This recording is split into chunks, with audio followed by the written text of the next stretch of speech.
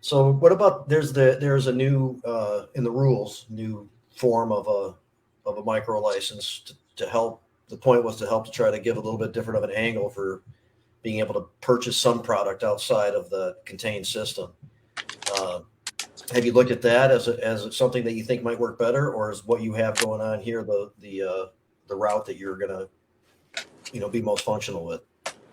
Yeah, no, I could see how it would be beneficial to be able to take in product from processors like that. I think they also are allowing them to grow 300 plants. The microbusiness license that I have only allows us to grow 150 plants.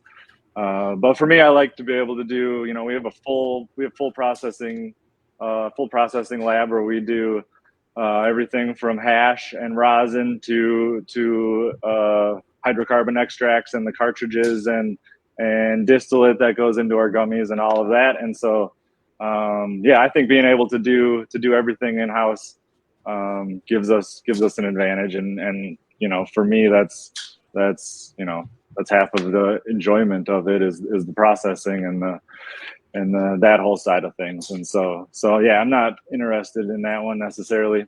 But I think it would be beneficial.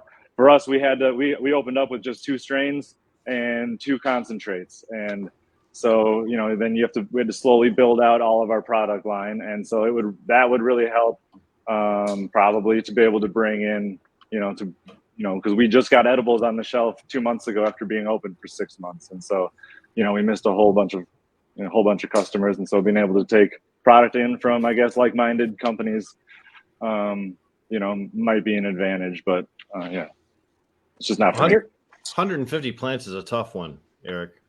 Right? Yeah, tough conversation. Yeah, no, yeah, it's difficult. And then just if anything happens in the grow room and we fail a crop, we don't have any product. We can't just supplement by buying in product from other shops like most other retailers can do. So we're really reliant on the grow rooms for all of our products. So when we talk about opening up the axe to make some changes, it's stuff like this to make this system a little bit more sensible. Even if you're in a situation where inventory is an issue because of any number of things, there should be a recourse, for fixing that or staying in business somehow. Maybe under certain conditions you can buy from certain things or whatever it is. I'm not sure how restrictive it really needs to be. Yeah, letting micro businesses transfer product between ourselves might be a good option. Yeah. Paul was trying to get in here a second ago. Yeah, I was going to say, Eric, I'm going to ask you it seems like the glaring issue, right, for anybody that wants to get into a micro business or is thinking about it, is the concern of being self-sufficient, right? To being, essentially an island when it comes to your own inventory. Can you shed some light on the maybe the approach, the mentality, or some of your psychology as to, like you said, you have a crop fail and you're out, or you have a really good week and now you're out.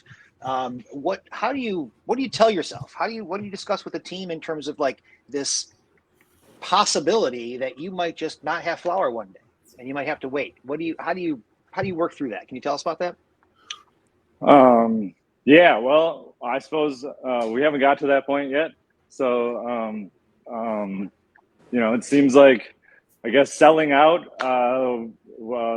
if that was the case, the business would be doing pretty well based on how much we're producing and all of that. So, I don't know. We'll cross that bridge when we get there. But I don't think that we would ever run out of, all products, having concentrates and edibles and flour, and all of that. But yeah, so the garden is the most important, the most important job, because we need to continue to produce product. And so it's just, we go above and beyond to make sure that the environment is controlled and having a smaller garden is actually, advantageous, because we're in the gardens twice a day. We're checking on plants. We walk by each plant, twice a day, and we'd have like a hybrid watering system where each plant is checked manually and listed to see if it needs water or not, and then there's a valve at each plant that will turn to allow it to either be watered or not watered. And so we don't have a fully automated system, and so we're just on it, and we just we produce enough so far to meet the demand. So you're surrounded by like 25 retail stores. Is there another micro business in Ann Arbor? You're it, I think, right?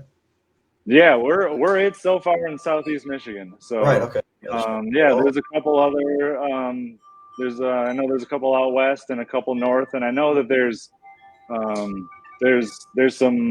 caregiver guys that are caregiver people groups that are working on getting others set up in the area too. But